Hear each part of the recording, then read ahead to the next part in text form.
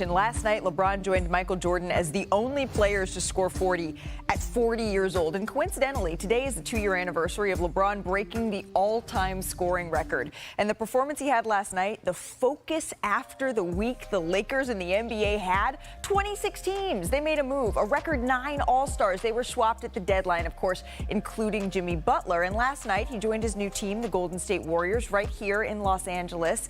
He was speaking with reporters for the first time on playing with Steph Curry and Draymond Green. Let's take a listen together. That they always play winning basketball, and they'll do whatever it takes to win. I think that's what I respect most about those guys. And they've won at so many different levels, obviously, at the highest level, and done it multiple times. So not only can I bring some things to this team, I think they can teach me a whole lot. We good. Pass the ball to Steph and get out the way. Easy. The busiest man in television, our senior insider Shams Charania, is joining us now. Shams, I was with Jimmy last night. You can kind of hear it. He's eager to hit the ground running. So when should we expect to see him on the floor here? Look, Jimmy Butler will make his Warriors debut Saturday in Chicago. And it's interesting to note, he has played only 5 games over the last month and a half. He last played on January 21st, and his debut on Saturday is going to have a lot of meaning. It's going to be against his former team, his first team, and it's also on the same day that his father passed away a year ago. So Jimmy Butler, this is a meaningful date for him, Saturday against the Chicago Bulls. But Jimmy is not the only player, Shams, the big debuts that we are tracking after this trade deadline. When do we expect Luka Doncic to play here for the first time in a Lakers uniform? Malik, I'm told that Luka Doncic is targeting Monday against the Utah Jazz at home for his Lakers debut. He's had a couple calf injuries already this season. He had one in preseason. They were looking at Saturday potentially against the Pacers at home for a debut, but they want to give him some more time, and the Lakers and Doncic are opting for Monday. You got to be mindful with the calf injury, Malika, but Luka Doncic is tracking to play on Monday. Yeah, particularly when he has injured this calf multiple times. But Monday sounds like the day. Shams Charania, thank you very much. Please do not go too far. We're going to see you a little bit later in the show. Even without Luka Doncic, there was still a game to be played. It was the 55th matchup, including the playoffs, between Steph Curry and LeBron James in Crypto.com Arena last night. Kendrick Perkins, it is always appointment TV when these two play, particularly when LeBron starts out. You see him yanking that 3 in, man. Look at LBJ pulling in. And look, he got the low fade. And UD, he didn't stop there. Oh, he kept going. I mean, the boy dropped the 40 ball. LeBron got that Benjamin Button going. Brian, when he's pulling up from 34 feet. Well, you let him shoot it, but my gosh, was he awesome in this game. How about Crypto, the centerpiece of the basketball universe? LeBron, Steph, Jimmy, Luka. And Bronny, loving it. Austin Reeves, there you go, setting the screen with you. You like gonna see a lot of that with him and Luka. It's amazing. Down the lane, right into your living room. The Lakers up big. Let's go ahead to the third quarter here. Steph Curry, he really struggled here in the first half. 5 of 14 from Steph. Started to feel it a little bit more late here. He can't stay cold forever, misses this one badly, but then the thing about shooters, they're going to shoot again, Brian. Absolutely, and he had a great second half, as he's seen throughout his career. Bad first, great second. Golden State within 6 now. LeBron James going to work here. What do you do about that? Bad matchup for Buddy. Ain't nothing he can do. He finished with 42 points, 17 rebounds, and 8 assists. The Lakers go on to win this one. We need to go in the bonus, right, on LeBron's historic performance here. He became the second player at age 40 or older with a 40-point game, joining only Michael Jordan in 2003 against the Nets. LeBron, however, was 34 days older than MJ was when he dropped his last 40. So in your GOAT conversations, you can use that. That makes LeBron the oldest player in NBA history with a 40-point game. He was also the youngest player to score 40. He did that at 19 years old, 88 days back in March of 2004. That was against Bobby Marks' Nets. There you go. And LeBron also became the first player at any age to go for 40, 15 rebounds, 5 assists for the Lakers since Shaq did it in March of 2001. And Shaq did it in his prime. He was 29 when he did that. And as a team, the Lakers, they're rolling. They have the second best record and the second best net efficiency since January 15th. During this stretch, they've gone 10-2. And might I remind everybody that all of this is without Luka Doncic, who Shams is saying is going to target Monday to give it a go. So, LeBron, what's the challenge going to be like when Luka is on the floor with you? The challenge is, I don't really see a challenge. Everybody get in the right spots, hold each other accountable, play basketball the right way, share the ball. The ball gonna be in Luka's hands, it's gonna be in AR's hands. Two great decision makers. It'll be in my hands a little bit as well. Another great decision maker. And then our guys gonna feast off us. Luka Doncic on the way, Mark Williams on the way. Perk, I was texting our producers last night.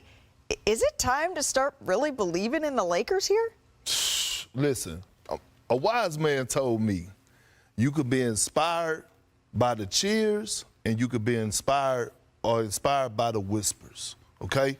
And whatever's going on with LeBron James and J.J. Redick, they are inspired. And I think it's inspired by the whispers because let's be real. When this first happened with J.J. Redick being hired as the head coach, it was whispers, right? A lot of people don't want them to succeed because they think because they had the podcast and everything else, but this team right here is legit. And when they get Luka back, they're really going to be a force. You and I discussed this yesterday on the panel. How can you game plan for LeBron and Luka in a 7-game series? You can't. Whatever you do is wrong.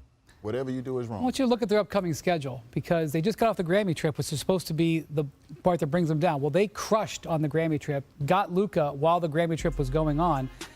They got some winnable games. Now, the Pacers are a quality team. That could go either way. The Jazz are not. The Hornets are not. The Blazers are red hot, yeah, so I'm hot not right giving now. anything. But these next games are winnable.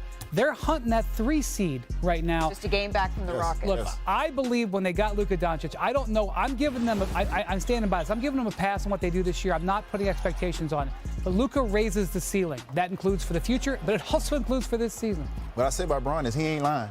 There is no adjustment. The ball, he ain't lying. There is no adjustment. LeBron James can play anywhere on the basketball court. He is the smartest basketball player I've ever been around. It was times in the basketball game where Bron would tell us, don't look at Spo, just listen to me. I swear to God, and there's no disrespect to Spo. We all know how great Spo is. Yep. But the 5 guys on the court have to work together and have to operate. And there was times in finals, in crunch moments where Bron said, just listen to me.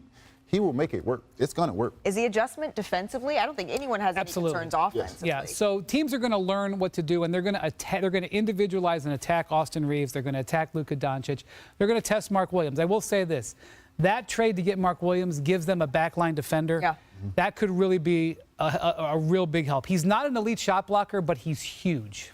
But let me say this. We praise LeBron for his IQ offensively. Yep. We got to show the same praise defensively. And when you talk about a young fella in Mark Williams, LeBron James is one of the best vocal guys defensively I've ever been around. And that's huge because when I was playing with KG taught me so much. Just the communication part of it. Hey, screen coming. Send them left. Send them right. Hey, that's your X on the weak side. When you have somebody that's able to call out defensive coverages when they're not involved, that takes your defense to another level. But can that happen mid-season immediately? You've kind of experienced this with LeBron with the Heat. You've seen pieces be added in the middle of a season. Can that kind of superstar tandem that hasn't played together, can they immediately hit the ground? I think so with this group because one thing about defense, that's 5 guys on the string. And I think they're going to teach defenses 5 guys on the string. We know if Luka's up top, we have to shrink the elbows. We have to have the low man over ready to rotate early and take his 2.9 in the 3-second lane because he's probably going to get beat. This is part of it. But the thing about it is LeBron James is going to be inspired defensively as well. We've seen him kind of be on the least explosive offensive player sometimes. I think when Luka comes in, he's going to take those matchups and he's going to set the tone and let Luka know this is how you lead your team. You do it first. You get it in mud first, and these guys will follow. Can I give just a hot take before we go? Oh, boy. It's never happened before. J.J. Redick today is a top 10 coach in the NBA. I don't give a damn what nobody say. And I ain't talking about what you done in the past because his stint is short. Today, J.J. Redick is a top 10 coach in the NBA. And I have to say this. My question was, could he quiet the noise? Could he quiet the noise of the cynicalness and all the stuff? He was able to do that, and you got to give him credit. I'm going to tell you something that a week ago would have gotten me ejected from this building. Oh, boy. Rob Pelinka might win Executive of the Year. Wow. Yeah, you would have definitely got through that. Nobody would have said, well, I mean, and he hired JJ. He got Luka. There's been some savvy moves being made here by the Los Angeles Lakers, and Monday they could be adding Luka Doncic, as Shams is reporting, for the very first time here. Coming up on NBA Today, Shams is back. He's going to detail the surprise teams that went after Kevin Durant at the very last minute. Is the writing on the wall for KD's future with the Phoenix Suns? We discuss. And the Mavericks, they just took down the reigning champs without Anthony Davis. We have the latest on when we could see Kevin Durant still in Phoenix, but that was up in the air just before yesterday's trade deadline. Shams Charania back with us now. Shams, how close did a Kevin Durant deal get, and what teams were involved here? Malika, the Warriors' pursuit of Kevin Durant kickstarted all of these conversations when they began calling the Suns about a week and a half ago. The Suns have always wanted Kevin Durant to retire there, but the Warriors made several aggressive offers, including one framework, I'm told, in a three-way that would have sent Jimmy Butler, Jonathan Kuminga, first-round picks, second-round picks, and swaps to the Phoenix Suns. But once Durant made it clear that he did not want a reunion, he did not want to go back to the Warriors, the organization backed away. Multiple new teams, though, did make some offers this week, and that included the Minnesota Timberwolves and the Miami Heat. Obviously, we know the relationship between Kevin Durant and Anthony Edwards. The Timberwolves were a team that pursued Durant this week, and the Heat had an opportunity and a window potentially to go after Durant. They offered, from what I'm told, Jimmy Butler and Josh Richardson. Obviously, not enough to get a deal done.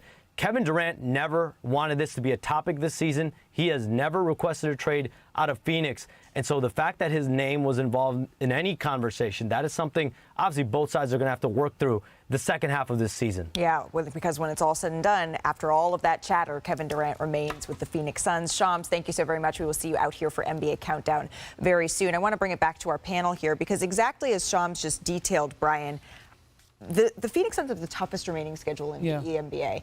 It is incredibly difficult for anybody. This isn't a Kevin Durant. When you are talked about in that matter, particularly after you've achieved what Kevin Durant has, to move forward after this, how do the Suns do that? So I'm going to quote Pat Riley, because this is one of the things I learned when I was covering the Miami Heat. UD, I'm sure, has heard what I'm about to say. You have to be an active participant in your own rescue. There is nobody that's going to be able to help the Suns. There's no player that's coming in. They have a brutal schedule. They have an underachieving team. They have an upset superstar. They could crater here. The only thing that's going to prevent them from cratering is bringing it together and trying to go through it. Now, I am also, this is why I believe in living in the NBA, is actions over words. The actions of the Phoenix Suns are that they're not sure this team is working. They tried like heck to trade Bradley Beal, and they can say whatever they want to say to try to get through the situation with Durant, and I'm not going to blame them. They were having discussions to trade Kevin Durant. And the reason they were having trade discussions for Kevin Durant is because they realize their team's in trouble. Their team's in trouble, and they can't trade Bradley Beal. The player they can trade is Kevin Durant. So let's see how this season goes out. Let's see if they are active participants in their own rescue, because if they're not, they have no choice but to explore Durant trades this summer. And with Durant having 1 year left on his contract, he will have control over how those trade situations go, if they go. I mean, I think the biggest thing what people don't understand is, and what players and organizations fall victim to, is it's hard as hell to win with a big three. It is even harder. The easy part is putting it together. The hard part is the chemistry, the habits. You have guys who are used to building a system around them. Now you have to share that with two other guys. And also you have to make sure your role players are happy. You got to throw your dogs a bone every now and then. So understanding that, and like you said, nobody is helping them. That's why you got to have those uncomfortable conversations in the locker room and tell the guys straight up, nobody is helping us. Don't look at Bud. Don't look at Fizdale. Don't look at Posey. This is on us, and we got to own that. Yeah, and you're right, UD. And with the big three, the word sacrifice comes to mind. Man. I saw it with Kevin Garnett the first day of training camp in 2007, 2008, where he actually said, hey, we're going to run this offense through Paul and Ray. I'm going to take a back seat and worry about the defensive side of things. What that did was that set the tone in the locker room that if this man, who's the best player on this team, could take a back seat, then that's real. One more thing. When you look at this roster, okay, they have enough to win games. And my thing is, we saw Donovan Mitchell bring the best out of Royce O'Neal. We saw CP3 bring the best out of Devin Booker. We saw Ja Morant bring the best out of Tyus Jones. We saw Steph Curry at times bring the best out of Damian Lee. And we saw Jokic bring the best out of Monte Morris. When I challenge KD to leadership, it's not because he's not the best player on the team. I'm wondering why can't he bring the best out of those players of what you got right now to try to make a late push. To borrow your phrase that you're borrowing from The Godfather, from Pat Riley, if this roster is going to be active participants in their own rescue, let's take a look at this roster. Our Bobby Marks is standing by at the touchscreen right now. Bobby, where do the Suns stand with this roster right here? Well, all great points. I think the next 30 games is going to decide as far as where Phoenix goes with this roster, because remember, when you have Kevin Durant, certainly, and Devin Booker and Bradley Beal, that's three players that are going to be making $160 million. Basically, the definition of insanity is doing the same thing over and over, and that's where this Phoenix roster is going to be next year. I think here are the big questions that we go in the last 30 games here. 1-4 in the last 5 games, right? Things are certainly sliding. As Brian said, toughest schedule among all teams for the rest of the season. They are barely hanging on for that 10th spot. Last play-in. Does the Durant discussions around the trade deadline become a distraction, right? 1 year left on his contract after this year. Extension eligible, 2 for $124 in the offseason. And here's the biggest question, and was yesterday an indicator? Has the retool started already? Right. The Jusuf Nurkic trade potentially could save them $130 million in salary for next year, and that costs a first-round pick here. So keep an eye on that. The Durant discussion, I've talked to teams this morning. We're not even in the offseason yet. Teams have already circled that as the big thing to watch. Yeah, absolutely. Talking to executives last night, this is the move that everybody around the NBA is going to be watching for the remainder of the season, and that is a weight that the Phoenix Suns against the Pacers here. They'll also host the new-look Kings, the Warriors, and the Heat, all on this homestand. Now joining us from Dallas, our Mavericks reporter, Tim McMahon. So, Tim, Luka Doncic, he was, of course, beloved in Dallas, and we've heard reports that fans have threatened members of the team. Tim, what security precautions are being taken here by the Dallas Mavericks?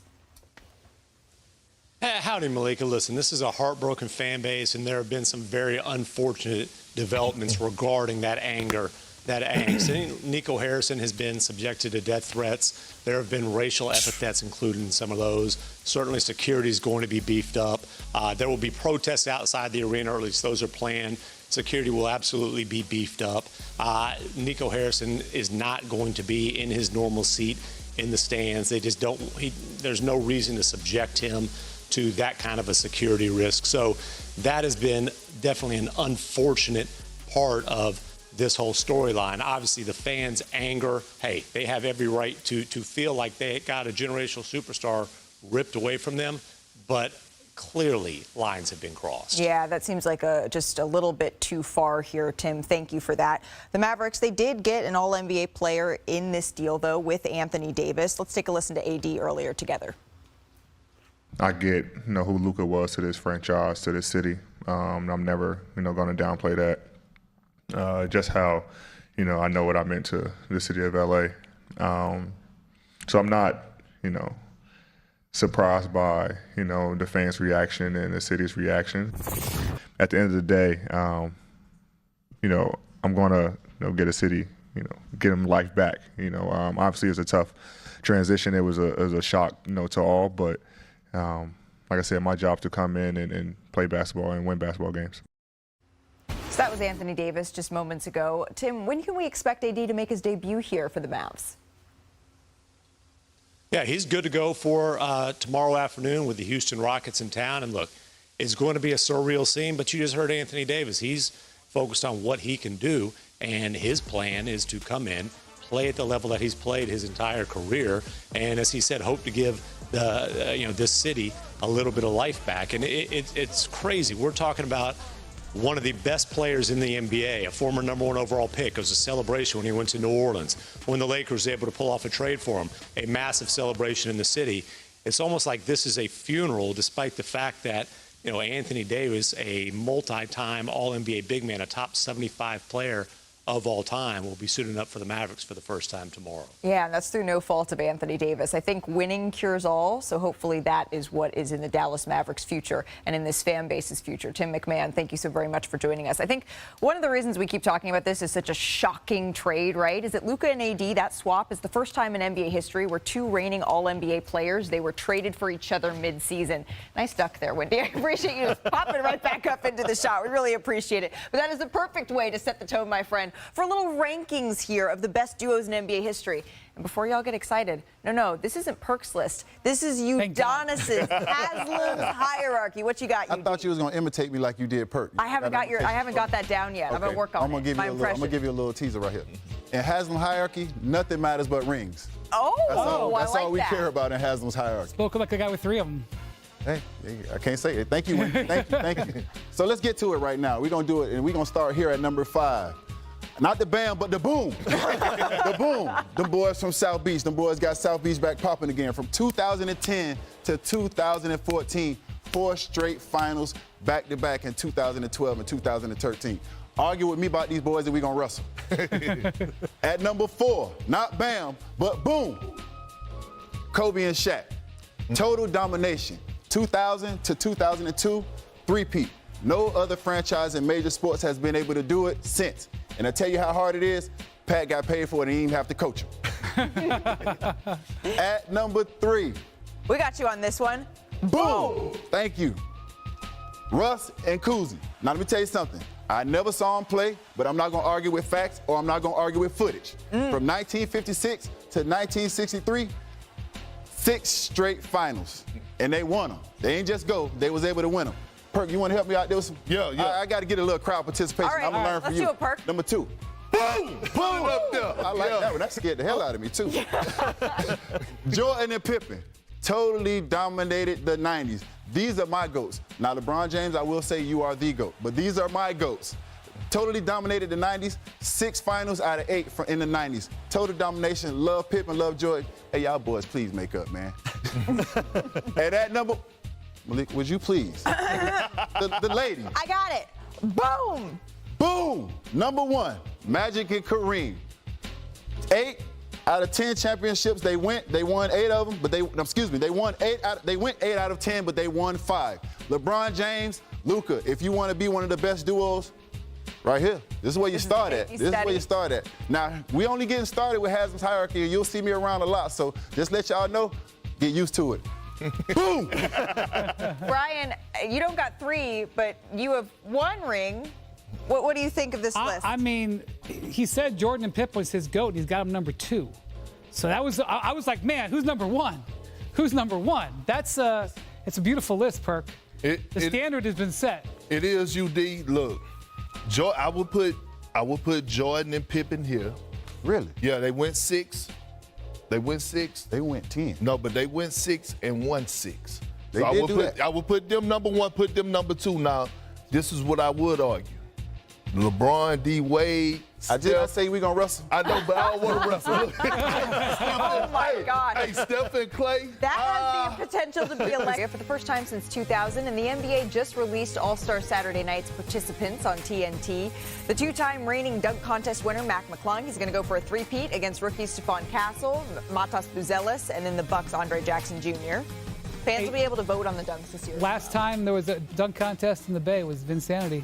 Ooh, you know where he's from, don't you? What? I do know where he's from. Florida boy. Do not sleep on Castle. That's what I'm with. That's my guy. I'm going with Castle. Challenge will feature the hosts, Draymond Green, Moses Moody, fun Spurs duo, Wemby and CP3, the Cavs, Mitchell Mobley, and then the rookie team of Frenchie's Sans Victor, though. I got my money on the middle 2. And Czar. The middle 2? Yes, sir. All right, the Spurs and the Cavs. All right.